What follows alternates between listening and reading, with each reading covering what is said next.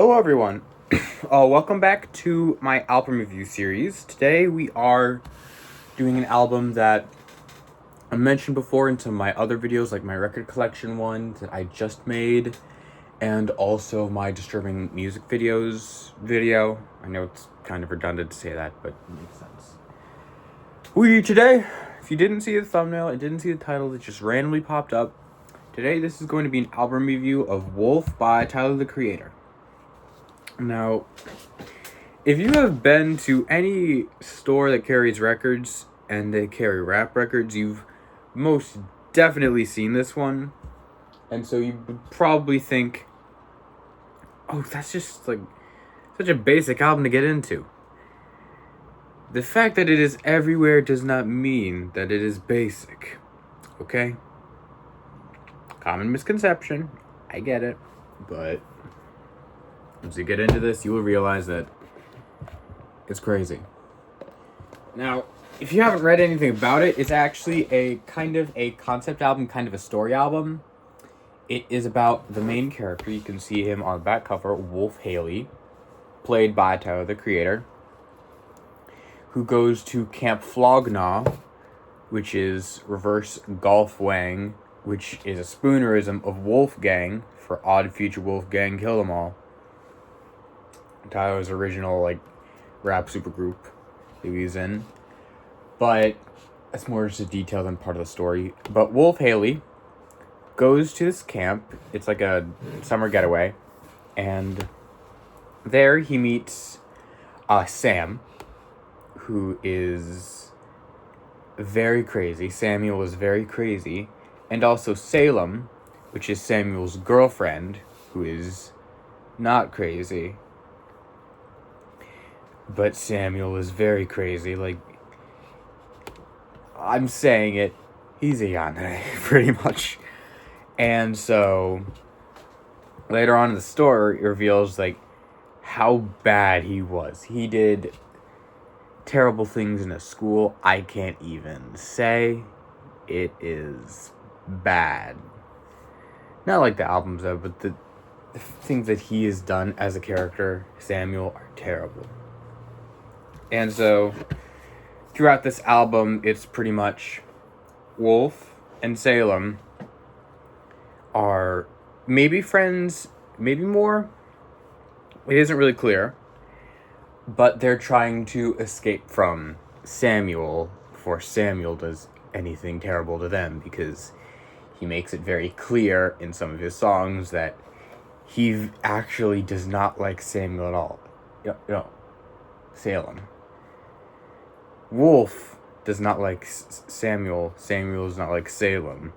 And so it's kind of like a whole try to get the cat and the mouse situation, where one hunts after the other. And yeah. So for most of the songs, it's kind of looser, because some of these are also separate from the Bastard trilogy, because this is a story that it basically starts with Bastard, then goes on to Wolf, and finishes the trilogy with the Goblin, which came out before this. You can tell it because of the existence of Dr. GC, who is in a lot of these tracks, and has a big plot twist at the end of Goblin, which if you know, you'd absolutely know.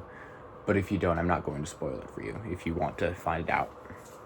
But so yeah, some of these songs, Answer, is a song from Tyler to his father, basically asking him, why weren't you there? Why weren't you there? And then Colossus is kind of a response to some of his fans, because they took all the stuff on Goblin and Bastard seriously, because they're basically shock songs, shock rap, but he wasn't actually endorsing doing crazy stuff. You look at the lyrics for Radicals, he actually dropped Radicals as the song that these people are fans of and took negative influence from, but Tron Cat, Sarah and Rotten Sarah, the leaked one,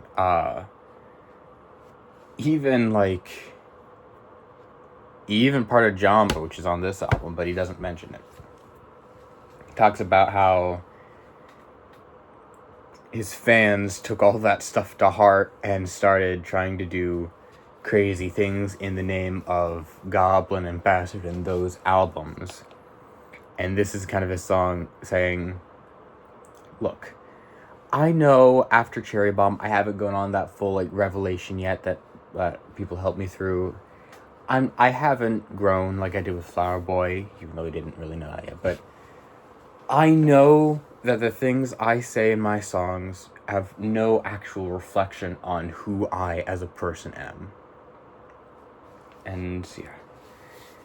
And the final track on this album, I believe it's Lone, is about Tyler rapping about an experience he had with his grandmother, who's really not in a good place. And so those are songs on here that aren't connected to the Wolf story.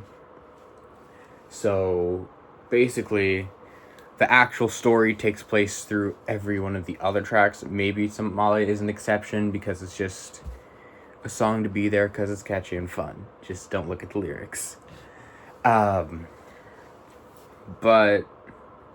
overall, it's kind of a story album.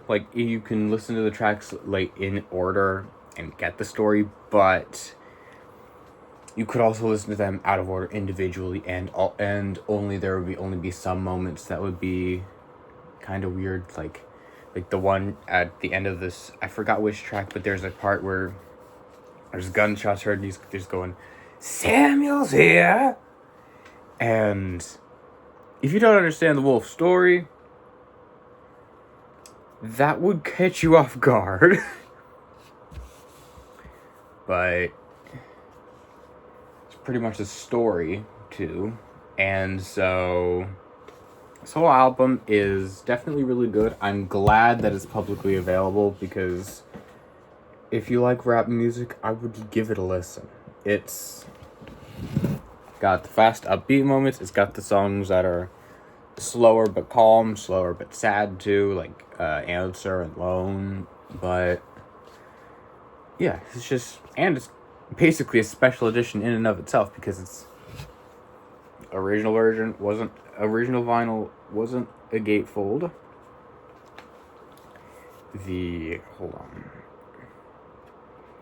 The records were not colored, but in this version, they are actually pink. And so, yeah. And then if you've seen this album, you definitely know the funniest part. There is a special bonus you get for it. It is a decal of Tyler, the Creator's head. I don't know where you'd put this, but if you want to have Wolf Haley stare at you while you sleep, go ahead. You go, girl, do that. But thank you for watching this. If you have any recommendations, put them in the comments. I will get to them as quick as I can, if I'm able to review them. But for now, this video is going to be over, so thank you for sticking around, and I hope you enjoy my future content. More album reviews coming soon.